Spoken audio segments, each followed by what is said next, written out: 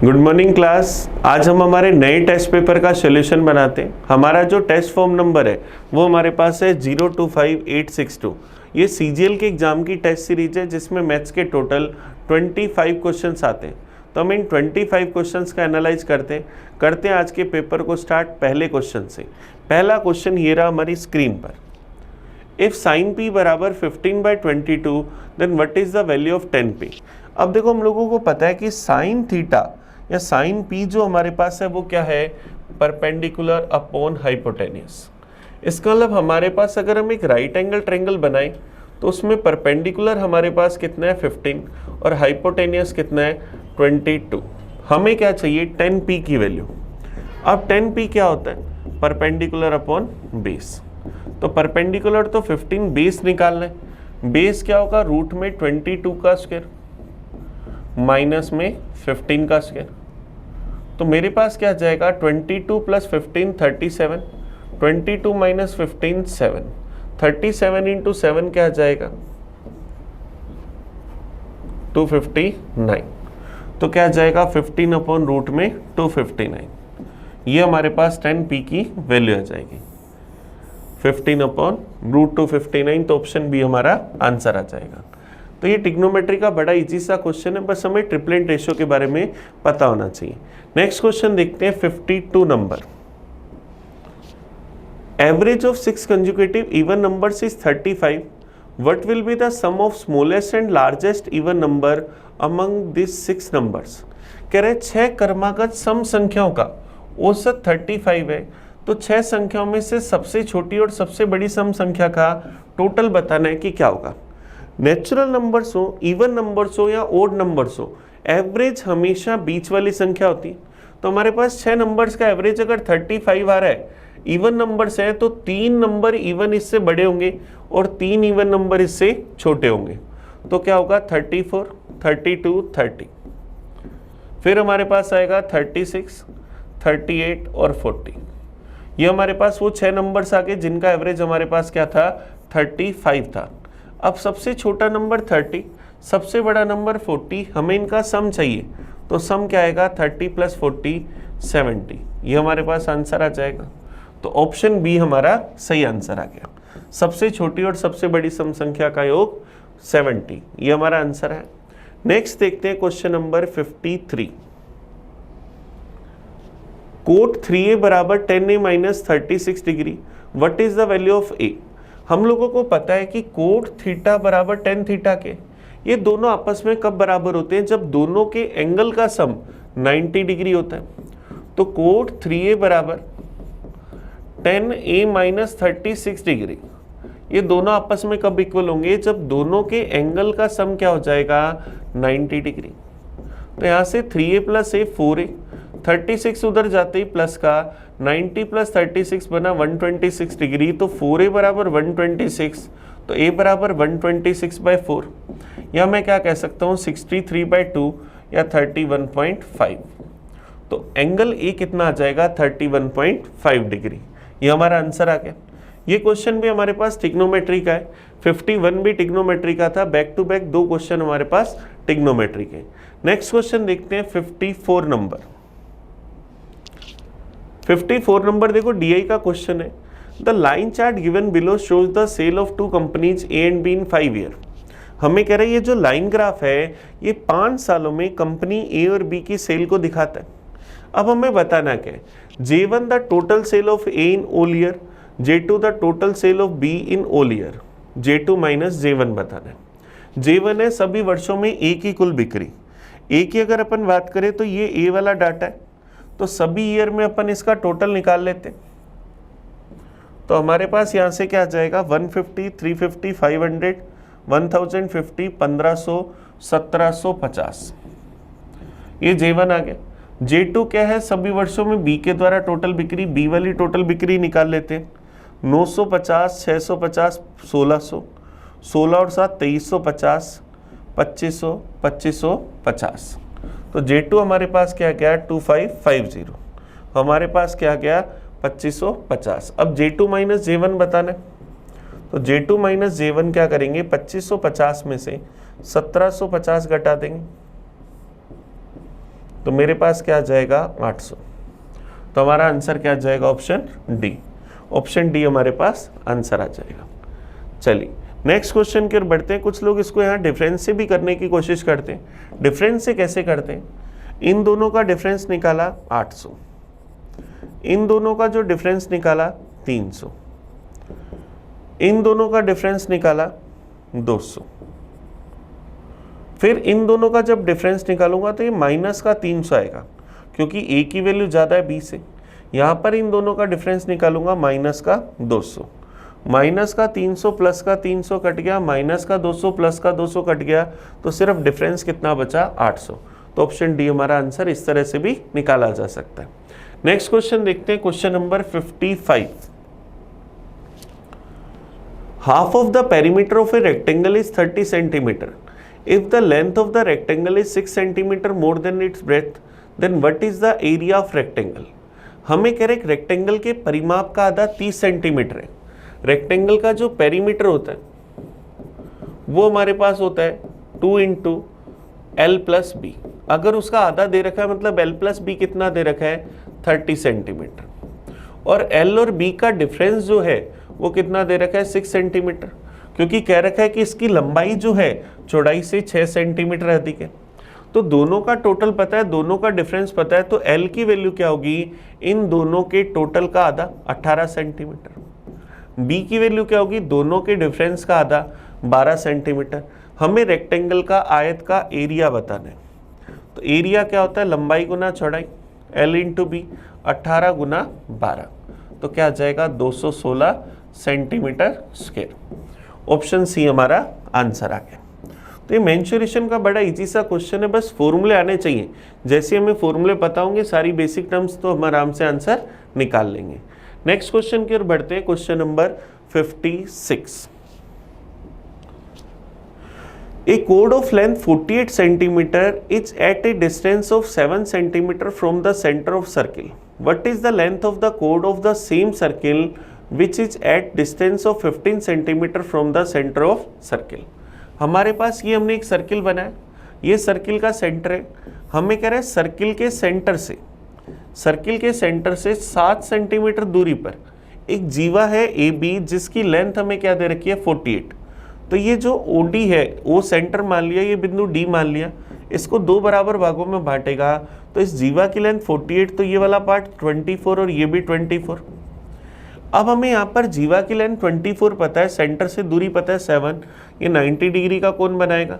तो यहाँ से अगर अपन इसकी रेडियस निकालें तो क्या आ जाएगी 25, क्योंकि हमें पता है 7, 24 और 25 एक ट्रिपलेट रेशियो होता है।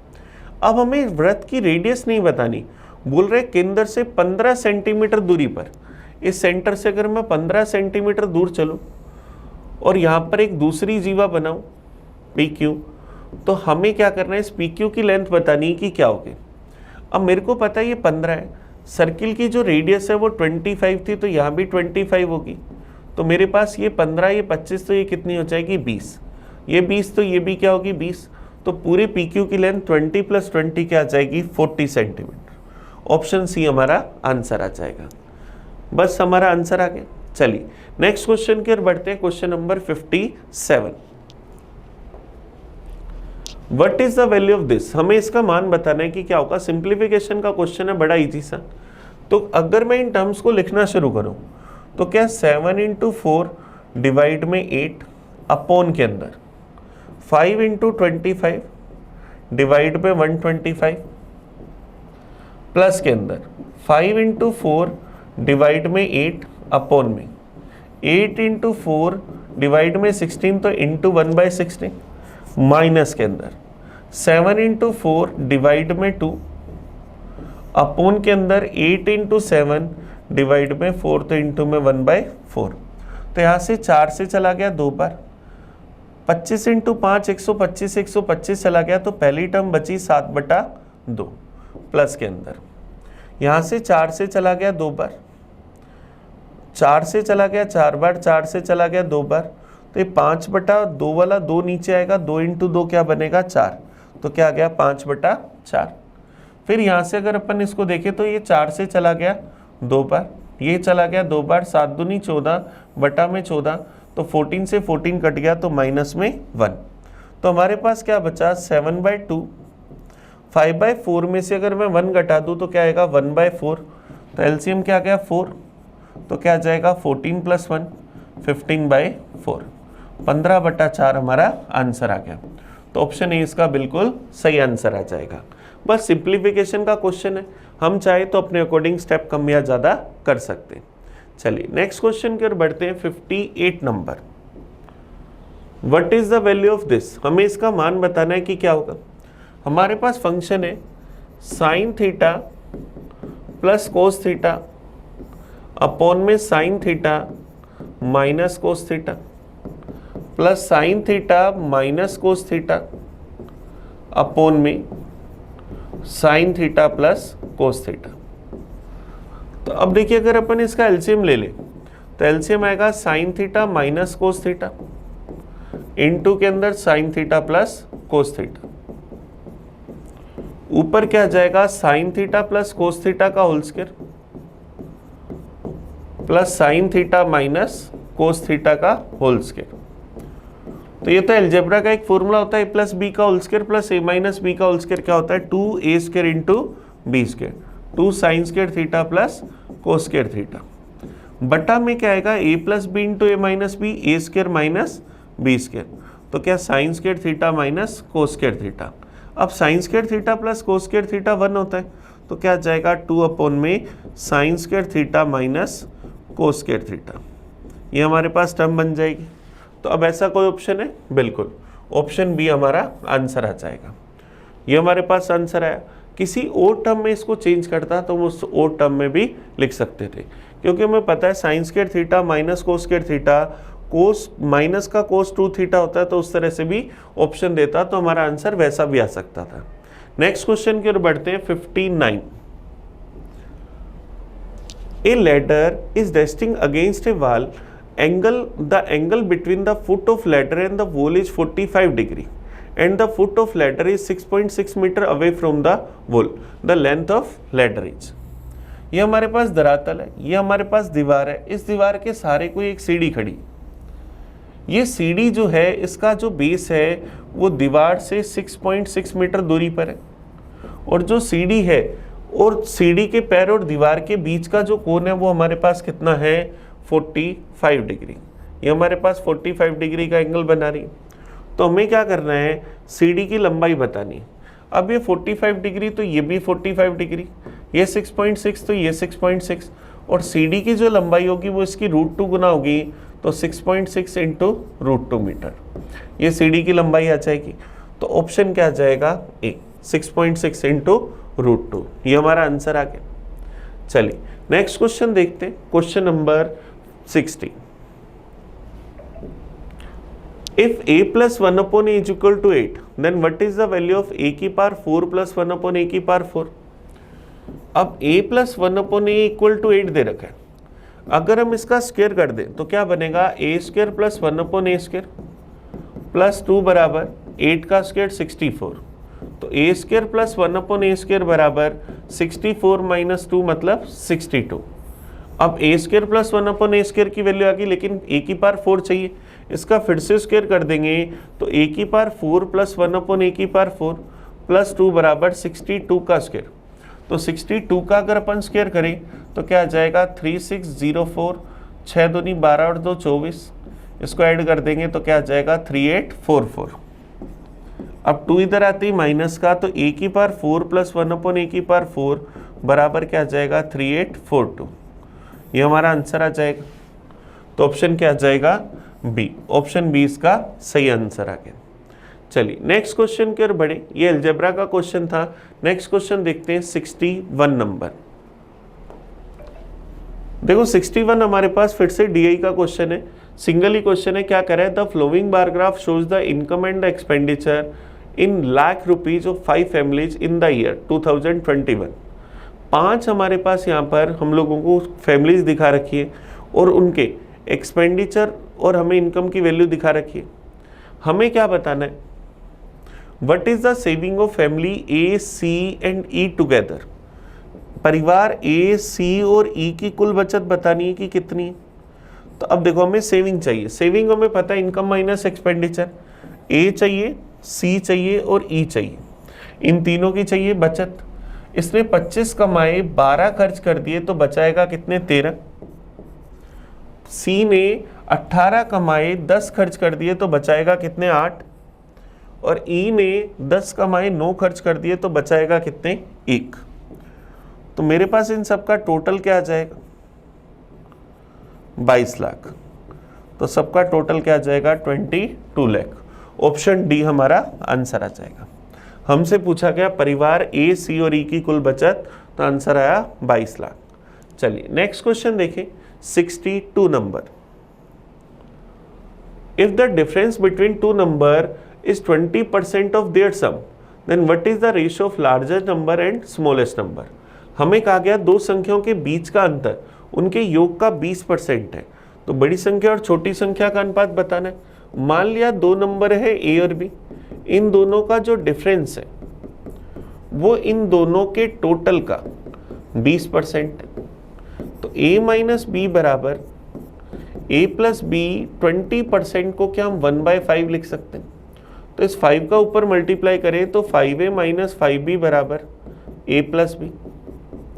a इधर आते माइनस का 5a में से a गया 4a, 5b इधर आते प्लस का 5b plus b 6b, 4a बराबर 6b। तो यहाँ से ab का रेशो 6:4, तो क्या आएगा 3:2। तो a और b हमारे पास जो नंबर है इनका अनुपात क्या गया 3:2। ये हमारा आंसर है। अब जब हमने ये वाला स्टेप लिखा था a माइनस बी बराबर a प्लस बी इंटू 1/5, अगर आप यहाँ से बड़े ध्यान से देखते तो a माइनस बी अपॉन में अगर अपन a प्लस बी बराबर 1/5 लिख देते तो a की वैल्यू क्या होगी दोनों का टोटल 6, b की वैल्यू क्या होगी दोनों का डिफरेंस 5 माइनस 1 4। तो क्या आ जाएगा ए बी का रेशो 6:4 या 3:2। डायरेक्ट हमारा आंसर आ जाएगा। आगे वाली कैलकुलेशन हमें नहीं करनी पड़ेगी। ये इसका बेसिक कंसेप्ट होता है जिसको बोलते हैं सी एंड डी रूल। चलिए नेक्स्ट देखें question number 63। The average weight of 100 student is 34 kg. The average weight of first 49 student is 34 kg.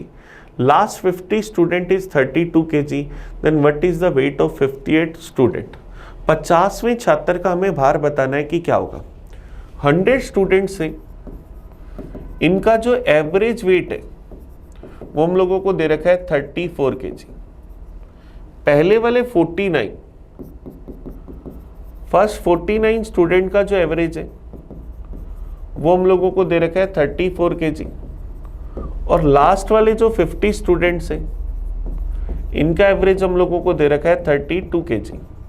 तो हमें 50वें स्टूडेंट का वेट बताना है कि क्या होगा। अब देखिए बड़े ध्यान से समझना, 100 का एवरेज है 34, उसमें पहले 49 का एवरेज भी 34 है, तो इसका मतलब बचे हुए 51 का एवरेज भी क्या होगा 34। लेकिन इनमें से 50 का एवरेज 32 है, तो एवरेज कितना कम है 2। तो प्रत्येक का वेट हम 2-2 kg कम कर दें। 50 स्टूडेंट है 2-2 kg कम करें तो कितना आ गया 100 kg। और 51वां स्टूडेंट अगर 34 kg का होता तो 34 kg उसका खुद का वेट होता, तो टोटल वेट कितना हो गया 134 kg। तो 50वें स्टूडेंट का वेट कितना आया 134 kg। ये हमारा आंसर आ गया। 100 में से 100 का एवरेज 34 था, 49 का एवरेज 34 सेम है, इसका मतलब बचे हुए 51 का एवरेज भी 34 होगा, लेकिन उसमें से 50 का एवरेज 32 है, 2 कम है, इसका मतलब प्रत्येक का भार 2-2 कम है, तो 50 लोग हैं, टोटल कितना कम हुआ 100। तो 100 kg इसके पास आ गया। और ये 51वां खुद 34 kg का और होता तो 50 का एवरेज टोटल क्या आया 134 kg। ये हमारा आंसर आ गया। चलिए नेक्स्ट देखते हैं 64 नंबर। DI का क्वेश्चन है, क्या कह रहा है the table given below shows the number of male teachers and female teacher is 5 school. 5 स्कूलों में मेल और फीमेल टीचरों की संख्या दे रखी है। दी गई तालिका में हमें 5 बता रखा है। अब बता क्या रहा है, क्वेश्चन में क्या बताना है, the average number of female teacher in all the 5 school, ये A1 है। जो फीमेल है उनका एवरेज हमारे पास A1 है, जो मेल है उनका एवरेज हम लोगों को दे रखा है A2 और हमें क्या चाहिए A1 प्लस A2 इन दोनों का टोटल। तो अब देखो टोटल मेल निकाले 0, 8 4 12 और 13 18, 18 और 9 27, 2 कैरी आ गई, 3 2 5 और 7 और 1 8, total male teacher 870। Female teacher अगर निकाले 5 11 14 23, कैरी आ गई 2, 630। तो टोटल मेल और फीमेल मिलाकर कितने हो गए 870 प्लस 630 1500। अब इनका टोटल आया, एवरेज क्या होगा 1500 बटा स्कूल है 5, तो 1500 बटा 5 300। तो A1 प्लस A2 की वैल्यू क्या आ गई 300। ये हमारा आंसर आ गया। अब मैंने इनका कंबाइंड एवरेज निकाल दिया, आप चाहो तो इंडिविजुअली भी निकाल सकते थे।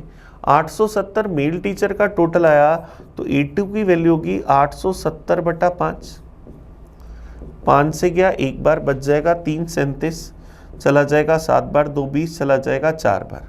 मेल का एवरेज 174, फीमेल का अगर एवरेज निकाले तो 630/5, 1 बच गया 13, चला जाएगा 2 बार 10, फिर चला जाएगा 6 बार 126। हमें A1 प्लस A2 चाहिए, 126 प्लस के अंदर 174, तो क्या आ गया 300। ये हमारा आंसर आ गया ऑप्शन डी। चलिए नेक्स्ट क्वेश्चन देखिए 65 number. 9A plus 9B plus 9C बराबर 81, 4AB 4BC 4CA इनका सम 160। तो हमें 6A² plus 6B² plus 6C² की वैल्यू बतानी है कि क्या होगी। अब 9A plus 9B plus 9C बराबर दे रखा है 81। यहाँ से अगर मैं 9 कॉमन ले लूँ तो A plus B plus C कितना आएगा 81/9 9, 4AB plus 4BC plus 4CA ये हम लोगों को दे रखा है 160। तो यहाँ से AB plus BC plus CA 4 अगर कॉमन लेकर भाग दे दो तो क्या जाएगा 40। अब हमें बताना क्या है 6A² plus 6B² plus 6C²। तो 6 यहाँ से कॉमन ले लूँ तो क्या 6 into A² plus B² plus C² की वैल्यू बतानी। अब हम लोग जानते हैं, हम लोग क्या जानते हैं A plus B plus C का होल स्क्वायर, इसका एक फॉर्मूला होता है A² plus B² plus C² plus 2AB BC CA। तो इस फॉर्मूले में अगर मैं सारी वैल्यू रखूं तो A plus B plus C कितना है 9, 9 का square 81, A² plus B² plus C² find करना है। ये 40, 40 का डबल 80, तो 80 इधर आते ही माइनस का, तो A² plus B² plus C² क्या हो जाएगा 1, A² plus B² plus C² 1 होगा, तो 6 इंटू 1 हमारा आंसर क्या आ जाएगा 6। तो ऑप्शन ए हमारे पास इसका सही आंसर आ जाएगा। क्वेश्चन नंबर 65 का आंसर आया ऑप्शन ए। चलिए नेक्स्ट देखते हैं 66 number. A man make 4 trips of equal distance. His speed on the first trip was 720 km/h, and each subsequent trip his speed was half of the previous trip. What is the average speed of the man in these 4 trips? हमें एक आदमी ने बताया कि उसकी 4 trips लगाई, पहली trip में उसकी स्पीड है 720 किलोमीटर प्रति घंटा। हर अगली ट्रिप में उसकी चाल जो है वो पिछली यात्रा की चाल से आधी थी, मतलब नेक्स्ट ट्रिप में क्या होगी 360, उससे नेक्स्ट वाले में फिर आधी 180, उससे नेक्स्ट वाले में स्पीड क्या होगी फिर आधी 90। हमें क्या करना है इसकी एवरेज स्पीड बतानी है कि क्या होगी। अब ये 4 अलग अलग यात्राओं के अंदर चल रहा है और समान दूरी तय करता है, तो डिस्टेंस हम हर बार क्या मान लेते हैं 720, हर बार वो 720 किलोमीटर चला। अब हर बार 720 किलोमीटर चला तो टोटल कितनी दूरी चला 2880 किलोमीटर।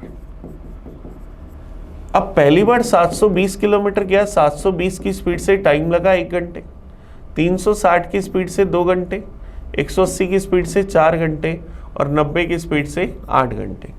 तो यहाँ से टोटल टाइम कितना आ जाएगा मेरे पास 15 घंटे।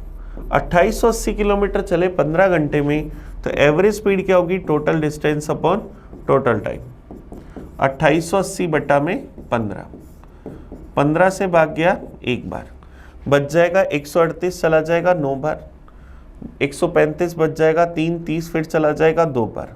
तो एवरेज स्पीड क्या आ गई 192 किलोमीटर पर आवर। यह आंसर आ गया ऑप्शन सी। चलिए नेक्स्ट देखते हैं question number 67।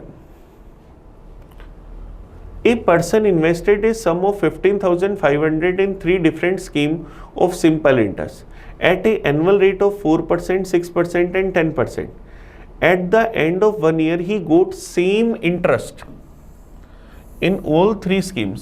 What is the sum invested at the rate of 6%? हमें कहा गया टोटल 15,500 रुपये थे। टोटल जो मनी थी, इन्वेस्टमेंट था, वो 15,500 रुपये। इसको 3 पार्ट्स में डिवाइड करा।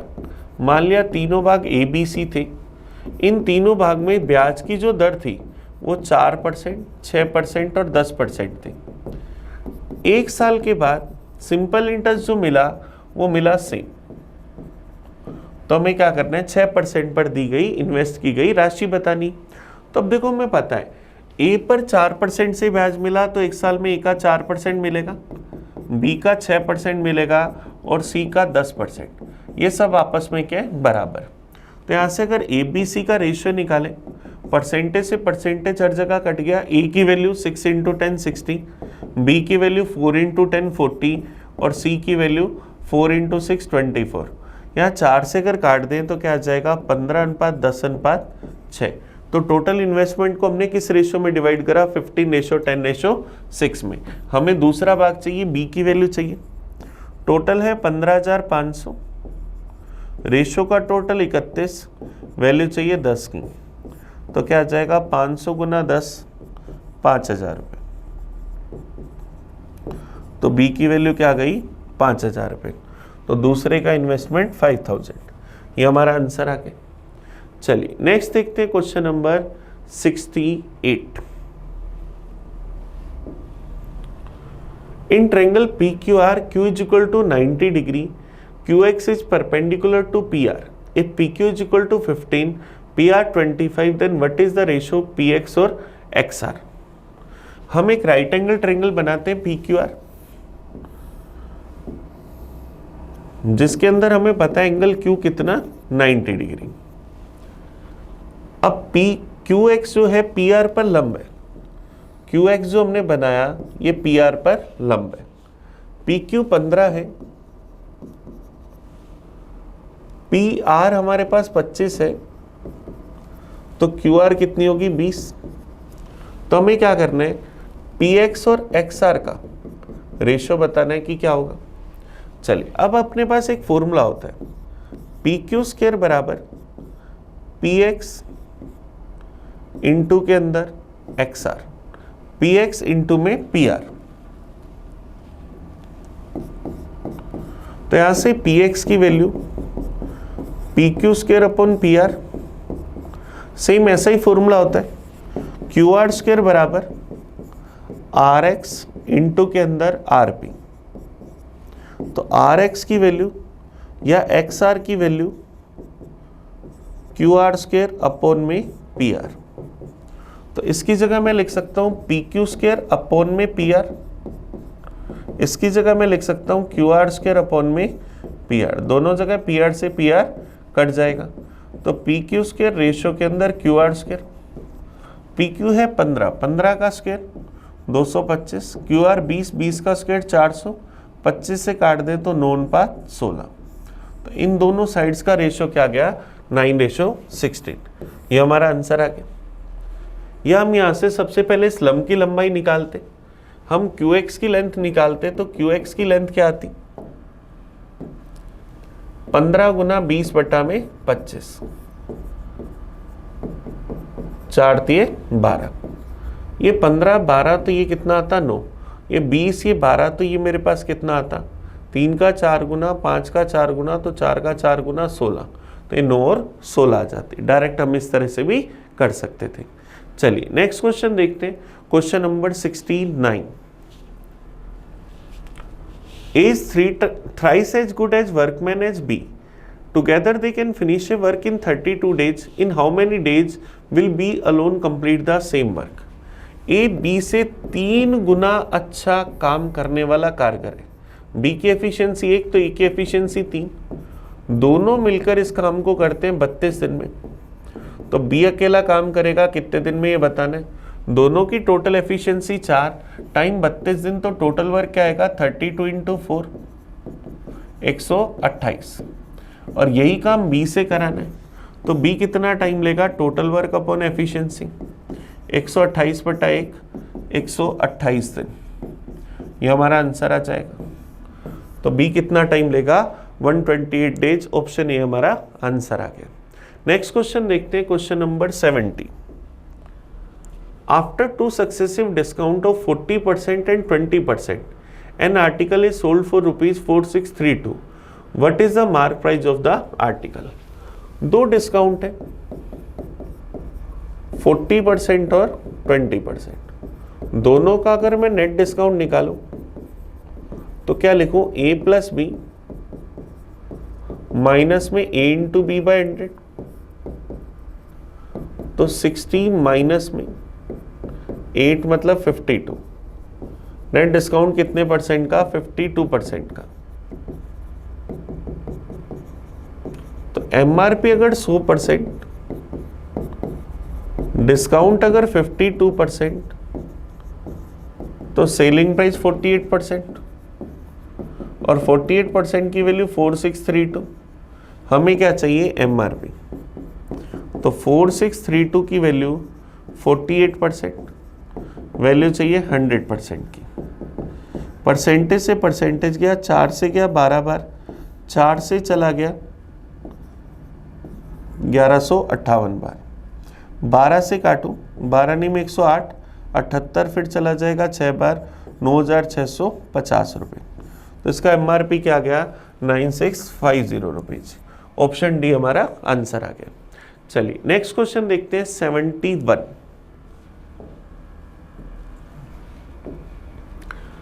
In triangle ABC, Z is a point of side BC, AB is equal to AC, AZB is equal to 90 degree, BC is equal to 42, then what is the length of BZ? एक triangle है ABC, इसके अंदर हमें दे रखा है AB बराबर AC, दोनों equal है। BC पर एक बिंदु Z इस प्रकार से कि AZB ये क्या बने 90 डिग्री। BC की लेंथ है 42 सेंटीमीटर। अब ये 90 डिग्री तो ये भी 90 डिग्री। अब मेरे पास क्या होता है, ये क्या एक समद्विबाहु त्रिभुज है। समद्विबाहु त्रिभुज में अगर दो इक्वल साइड से, आइसोसेलेस ट्रायंगल है, दोनों इक्वल साइड से अगर बीच वाले बिंदु से अगर मैंने एक एल्टीट्यूड ड्रॉ करा तो वो एल्टीट्यूड भी है, मीडियन भी है, साइड परपेंडिकुलर बाइसेक्टर भी है, सब काम करेगा। तो ये दोनों आपस में क्या होंगी, बराबर। BC अगर 42 है तो BZ क्या होगी, BC/2। तो 42/2 क्या आ जाएगा, 21 सेंटीमीटर। ये हमारा आंसर आ जाएगा। तो ऑप्शन डी इसका सही आंसर आया। नेक्स्ट क्वेश्चन देखते हैं, 72। हमें इन दोनों के गुणांक के अंतिम 3 अंक बताने की क्या होंगे। अब एक को जब 6 से गुना करूंगा, 1 × 6 क्या बनेगा 6, और 6 वाला एक ही ऑप्शन है तो क्या आ जाएगा 376। ये हमारा आंसर आ गया। हमें दोनों को गुना करने की जरूरत ही नहीं। नेक्स्ट देखते हैं 73। Angle subtend bye code MN on the circumference of the circle is 90 degree. एक हमारे पास कह रहा है जीवा है MN जिसके द्वारा परिधि पर अंतरित कोण 90 डिग्री है। वृत्त की त्रिज्या अगर 12 है तो जीवा MN की लंबाई बतानी। अब MN ने अगर परिधि पर सर्कमफ्रेंस पर 90 डिग्री का कोण बनाया, इसका मतलब सेंटर पर 80 डिग्री का कोण बनाएगी, 180 डिग्री का कोण बनाएगी, उससे डबल। इसका मतलब MN खुद क्या हुआ, डायमीटर। रेडियस अगर 12 है तो MN की लेंथ 12 + 12 क्या आ जाएगी, 24 सेंटीमीटर। तो ये जीवा MN जो है खुद इसका डायमीटर व्यास है, तो व्यास की लंबाई 12, रेडियस तो 24 सेंटीमीटर। नेक्स्ट देखते हैं 74।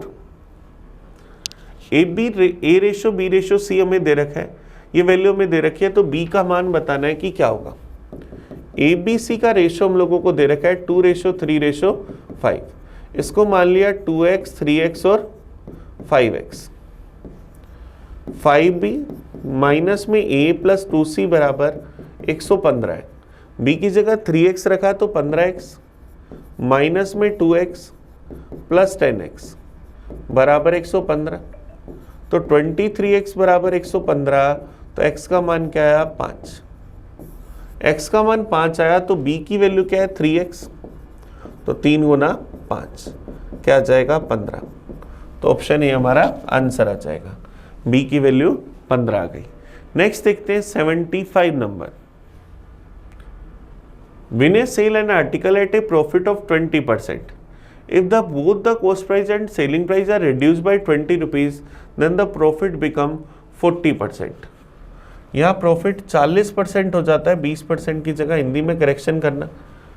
तो हमें कह रहा है what is the initial cost price, हमें उसका प्रारंभिक क्रय मूल्य बताना है कि क्या होगा। 20% प्रॉफिट पर बेचते हैं, 20% का मतलब 1/5। कॉस्ट प्राइस अगर 5 तो सेलिंग प्राइस 6, तो कॉस्ट प्राइस माना 5x, सेलिंग प्राइस माना 6x। क्रय मूल्य और विक्रय मूल्य दोनों 20-20 रुपए कम कर दी, तो प्रॉफिट 40% हो गया। 40% का मतलब 2/5 से बढ़ गया। तो कॉस्ट प्राइस अगर 5 है तो सेलिंग प्राइस क्या आ जाएगा 7। तो 5x माइनस 20 और 6x माइनस 20, तो इसका रेशो क्या आया 5:7। क्रॉस मल्टीप्लाई कर दिया, 35x माइनस 140 बराबर 30x माइनस में 100। इसको इधर लिया है तो 5x बराबर 40। अब 5x बराबर 40, तो उसका कॉस्ट प्राइस 5x ही माना था, तो वस्तु का प्रारंभिक क्रय मूल्य क्या आया 40 रुपये। ये हमारा आंसर आ गया। पहले 20% लाभ पर बेचते थे, 40 वाली चीज़ 48 में बेचते थे, 20-20 रुपये कम कर दिए, तो 20 वाली चीज़ 28 रुपये में बेच रहे, तो 8 रुपये का प्रॉफिट, 20 पर 40%। तो ये हमारा ऑप्शन है। ऑप्शन से भी हमने क्रॉस चेक कर लिया। चलिए, तो हमने क्या करा, आज के पेपर के पूरे 25 क्वेश्चंस का एनालाइज करा। आप इस वीडियो को बड़े अच्छे से देखना। आपको कहीं भी कोई कन्फ्यूजन हो, कोई डाउट हो, तो मुझे कमेंट करके बताना। हम मिलेंगे नए पेपर में नए सॉल्यूशन के साथ। तब तक थैंक यू। मैं आपका अपना प्रिंस। पढ़ते रहिए। Thank you.